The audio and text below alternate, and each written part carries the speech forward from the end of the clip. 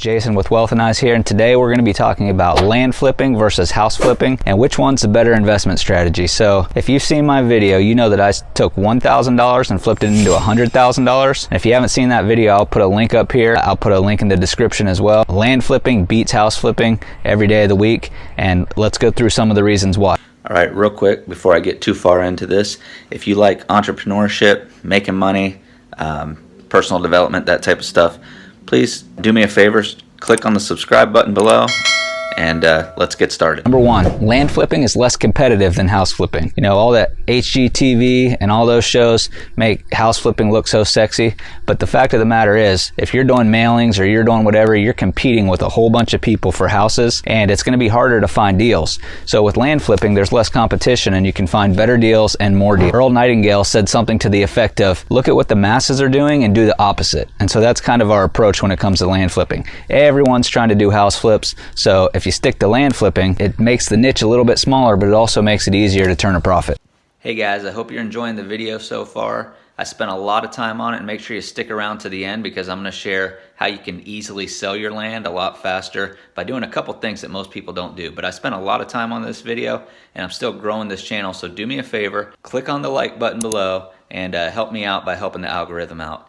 Thank you. I hope you enjoy the rest of the video. Land flipping requires less capital than house flipping. I started with $1,000, right? So with house flipping, you're typically going to need at least 20% down unless you're moving into the house, and you can put 3.5% down, but then it has to be your primary residence. So with land flipping, you can get started with just a couple $1,000s, and if you have more, you can do more, and it's very leveraged, but you need less money to get started and you can still make good profit margins. You can start land investing with much smaller investment amounts and not borrow any money. Most of the land properties I bought have been in the $500 to $5,000 range. The highest I've ever spent to buy land was around $15,000. With house flipping, you typically need at least 20% down, and that doesn't include the closing costs or remodeling costs, which I'll get to in a minute. The Bible tells us in Proverbs 22:7, the borrower is servant to the lender. I don't like to borrow. I avoid it like the plague. After you invest in a piece of land, you own it free and clear. You don't have to worry about payments or debt. And let's go back to the investment cost for a minute. What's the cost of land flipping versus house flipping? If you're buying a $200,000 house, you typically need $40,000 or 20%, plus some closing costs, plus some money for remodeling. That's why they call it a fixer-upper. The only way around that is to do some sort of creative financing or bring in a money partner, which adds another layer of complexity. House flipping with creative financing means you must convince the seller to your terms. In addition, using a joint venture partner, otherwise known as a JV partner, means you have to find somebody else with money, and not just somebody with money, but somebody who's willing to split the deal with you. The total amount you invest and the total risk becomes super important when we start talking about specific numbers and total profits, otherwise known as ROI or return on investment. I'm going to show you how you can make more profit investing in land with the same amount of money than you can in houses. I'll break those numbers down in a minute. Number 3, less is more. There are very few moving parts when investing in land. That means that less can go wrong. Don't get me wrong, I like the house flipping reality shows. I really do. But what inevitably happens is something goes wrong. Something always goes wrong. Once they get into the walls, there are foundation issues, plumbing issues, electrical issues, pests, termites, smells, etc. All these issues erode your potential profits. With land flipping, you pretty much know what you're getting. Dirt, some trees, more dirt. My mentor likes to say there are no termites, tenants, or toilets. All you have to do is make sure it's a buildable piece of land with legal access and preferably not in a flood zone. There are different things to look for in different areas, but once you know what to look for and what to stay away from, you can assess the property completely online using online maps and Google Images. The world has changed. I rarely go see any piece of land I buy. So what is the ROI on land? With my land investment deals, I normally shoot for a $10,000 to $25,000 profit range. That seems to be my sweet spot. It's not too difficult to pick up properties worth $20,000 to $50,000 for $10,000 to $25,000 below market value. People just don't value land as much as they do houses, and some people are willing to sell for less than market value if you can make it a quick and easy process. Since you'll do all your due diligence online and pay cash for the property, the title company can usually close in 2 to 3 weeks from start to finish. Often sellers will take below market value to get cash in their hands quickly, and those are pretty hefty profits. If you buy for $10,000 and sell for $20,000, you make $10,000 profit, not counting closing costs. That's a 100% return on investment in your property. But wait, technically, it's even more than that, and here's why. When somebody says I made $100 100% return on my money, you should also be looking at the time frame. Did it take them 10 years or 1 year? 1 year is 100% annual return. 10 years means they only made a 10% annual return. Let me explain it this way. If you do a land flip like the one I just described with the same capital every quarter for the entire year, you will be flipping the same $10,000 4 times. You turn $10,000 into $50,000. 4 flips netting you $10,000 per flip using the same initial investment. That becomes a $40,000 profit off $10,000. So you really got a 400% annual return on your money. This brings us to investment turnaround time and the velocity of money. Maybe I'll do a video later on the velocity of money, but basically, the sooner you can redeploy your capital, the faster it can go to work for you again. Since there's less to look for with land, and you don't need to physically be present to inspect properties, and you don't need to spend time fixing them up, you can ramp up how many offers you're making and how many properties you're flipping. With house flipping, you really need to do a lot of due diligence before you make an offer, and certainly after an offer is accepted. Plus, you still potentially missing expensive problems because they might be hidden beneath the surface. On top of that, it's going to take time to fix up the property and get it ready to sell. With land, you can do the flips as fast as you can make the offers and get the paperwork done. Let's break it down a bit more so you can really wrap your head around this. Let's suppose you spend $200,000 total on a house flip. By this, I mean you buy it, remodel it, and sell it, and your total investment, including closing costs and remodeling, is $200,000. Let's assume your only investment was a 20% down, so you spent $40,000 to acquire the investment home. Now let's say the improvements take you 3 months to do, and then you sell your fix and flip house investment for $250,000. Now how about we subtract the cost of your closing costs when you sell? Keep it simple, we'll say those were $10,000. This leaves you $40,000 in profit on your house flip, and it took you 3 months. Now let's see how making the same amount in land might look. You start with the same amount of initial investment, $40,000. Instead of investing in one property, you spread it out and pick up the following: 2 properties for $10,000 each that have a value of $25,000 each. 4 properties for $5,000 each that have a value of $15,000 each. That is 40%. That is $40,000, total invested into 6 properties. Here's a chart to help you see what we just did. You list them and sell them within the same time frame, 3 months, and voila, you just made almost twice as much, and you didn't have to do any remodeling. Of course, the numbers won't be exact and pretty like this, but you can certainly make those kinds of spreads. In fact, when I find investment land worth $15,000 to $20,000, I try to back out all my closing costs up front and make sure that I take home at least $10,000 in profit. Since closing costs are pretty similar on all the land I buy, I know what I need in order to make my numbers work. Of course, I can't always make that happen. I'm not going to walk away from a profitable deal just because I don't hit some random numbers, but it means you will rarely lose money, because if you value the land wrong and you're off by $5,000, you still stand to make $5,000. Keep in mind that if you wanted, you could also do improvements to the land and increase the profits even more. Now, I have never done that, not once on any of my flips. I've never needed to, it's just not necessary, and it slows down the number of deals you can do, but it's possible. If that's something that floats your boat, or you have a propensity to work on the land, you can clear it and make it worth even more. Number 4, ridiculous margins. I mean ridiculous. We've talked about some average deals. What I haven't talked about are the deals that pay ridiculous margins. Here's an example. I bought a 2-acre property on a busy highway once for $500 plus closing costs. All in, it cost me a little over $1,000. I got drone pictures for less than $100, and I listed the property myself on the MLS using a broker service for $150. I sold the property for over $27,000, netting more than $25,000 in profit. Now, you would think deals like that are hard to come by, but they happen more often than you think in land investing. Here's why I think that happens. When I get a request for an offer and I look at the property and I'm not sure about it, I say to myself, self, I really don't want this property, or self, I think this might be hard to sell. Sometimes I pass and I don't make an offer at all.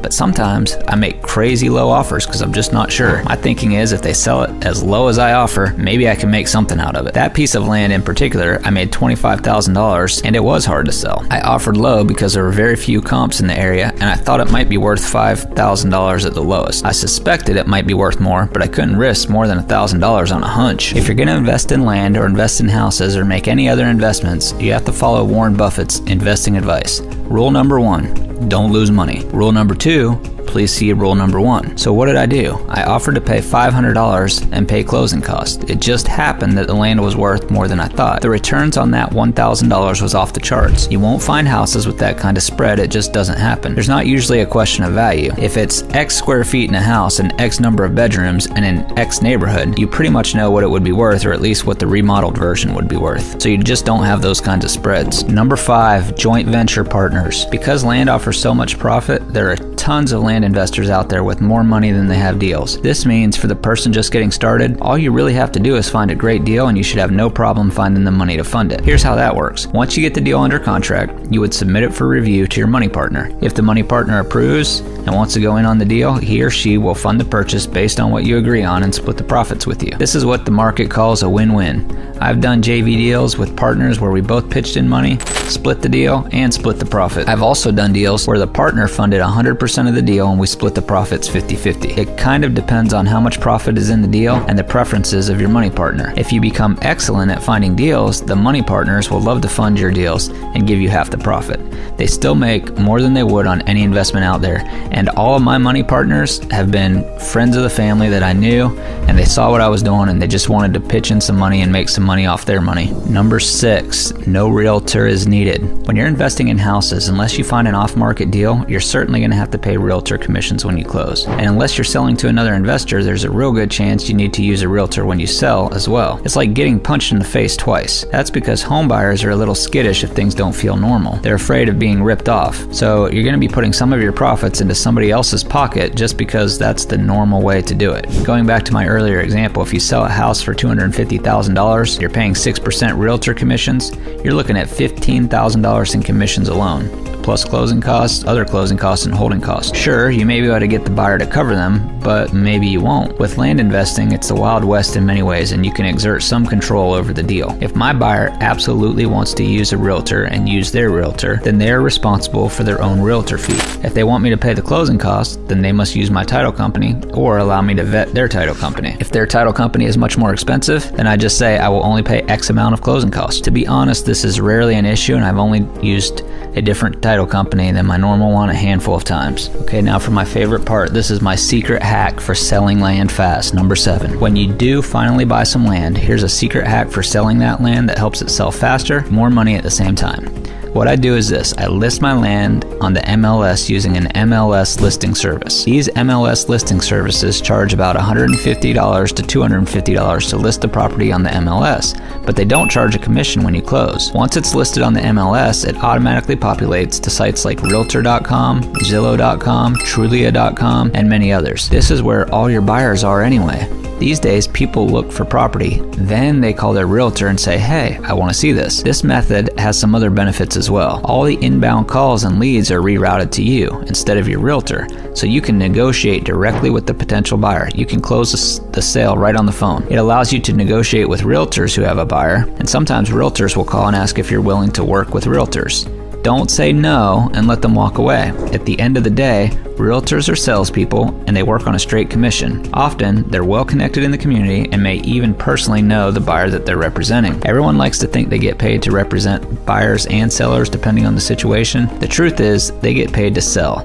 They get paid to move property. If you think they're going to look at a property they won't make any money on and decide it's the best option for their client, you're living in a dream world, my friend. What will actually happen is this: they will look at what their commission will be, and if it's very little, they may decide it's not actually in the quote-unquote best interest of their client. Why else would realtors call me ahead of time to see if I'm willing to work with them? The real question they're asking when they do this is, if I steer my client in your direction, am I going to get paid? So let's go back to the MLS listing service. Listing on the MLS is not the full hack, it's only part of it. Here's the second part of the MLS land flip hack. You want to entice realtors to like your deal better than the others. If you're following the same system I use to get deals below market value, then you have enough profit in the deal to entice realtors to bring you buyers. Yes, it'll cut into your profits, but at the end of the day, the velocity of money will make up for it and you can move the properties faster. Here's the truth realtors won't say to your face, but it's true nonetheless. Most realtors don't want to deal with land because of the low commission dollar amount. 6% of a $15,000 piece of land is only $900. To earn that small of a commission, they have to basically do the same amount of work as they would for a house. $250,000 house equals $15,000 in commission. $15,000 piece of land equals $900 in commission. Think about it. They have to show the property to their client, they have to do the paperwork, they have to have everything lined up, blah, blah, blah. mostly the same work as a house. So if you want to motivate realtors, bump the 6% commission to 10% and or offer a bonus. Why offer a bonus? Well, typically, commissions are split with a realtor's broker. Bonuses often go straight into the pocket of the realtor. So what you're trying to do is structure the commission so the realtor gets to walk away with some good and easy money. You also want them to think of you next time they have somebody interested in land. If they get paid more from you than a normal land deal, trust me, they will think of you first. Let's suppose you're a realtor and have a client looking for a 1-acre property to build on. Let's also say your client's budget is $20,000. Now let's imagine as a realtor you find 3 properties that meet their criteria. 2 of the land properties offer standard 6% commission, but they were listed by another realtor, so they're going to have to split the commission with the other realtor. You would make 3% commission, about $600, if your buyer chooses one of those properties. The other property is different. Though it's still $20,000 to buy, it's been listed on the MLS by the seller, and there are no other realtors to split the commission with. It's also listed at 10% commission, plus a $500 bonus if the buyer is bringing an all-cash offer. As a realtor, you say to yourself, I will make $2,000 on commission on this piece of land, plus $500 because my buyer has all cash. That's $2,500 commission versus $600 commission. What do you think the realtor will recommend to their buyer as the absolute best option and the best deal? By the way, the bonus for an all-cash offer is a sneaky little play on words because banks don't lend on straight land purchases anyway.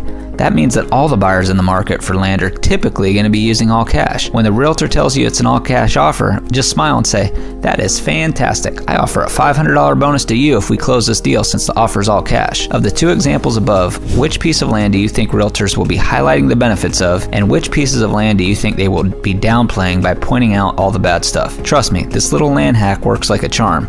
Do you know why? It's because, as Zig Ziglar says, you can have everything in life you want if you just help enough other people get what they want. Help realtors get paid and give a good piece of land to a buyer at the same time, and you are helping people get what they want. Now, you may think this is a way to manipulate realtors, but at the end of the day, realtors will be following this thought process from the very start. All you're doing is properly positioning your property in a subconscious mental conversation they'll be having in their head anyway.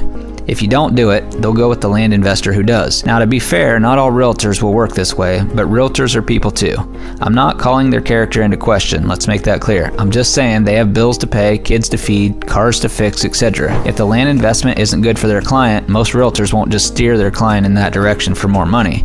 But if all things are equal and your land hits their client's wish list just as good as the other pieces of property, there's no reason why the realtor shouldn't steer their client in your direction because it'll make them the highest commission. All right, land selling tip number 2, use drone photos. Lastly, you have to make sure you top off your MLS listing with aerial drone photos, and you'll surely sell your land faster as long as you're at a competitive price. Unlike house investing, pictures for land are much less complicated, but most people still do them wrong. As long as pictures are taken on a clear and sunny day, the lighting will be perfect. Unlike house photos, where the house is often better than the pictures, drone photos usually make land look better than it is. As long as your photographer has some good HD images from a drone and the lighting was good, which means the sun was out, the pictures tend to look really, really good. With house photos, so much depends on the photographer, the lighting, their camera, and the skill and ability level of the photographer. Plus, drone pictures are cheap, super cheap. I found a college kid on Facebook Market to take mine. I never met him, ever, not even to this day. He goes and takes drone pictures and videos for me on any parcel I want, and he charges me $25 to $35 for pictures. I can get video as well for another $50, but I usually just get the pictures because that's all I need. He emails them to me and I pay him through Facebook, Cash App, or PayPal. Whatever you do, don't skip the drone pictures. Most people don't do this, and so it'll make you stand out. Most people skip this step, and it makes your land pictures stand out so much when you have aerial drone photos. Again, unlike house flipping, you can do it all from home and flip land without leaving your house. At the end of the day, land flipping beats house flipping by huge margins. The profits beat house flipping by huge margins as well. In fact, flipping land beats most traditional investment strategies. So what happens though if this all sounds good but you don't have enough money to get started in your land investing journey? Well, in that case, I recommend learning high-ticket affiliate marketing. Check out my next video to see how I generate $1,000 a week automatically with this strategy.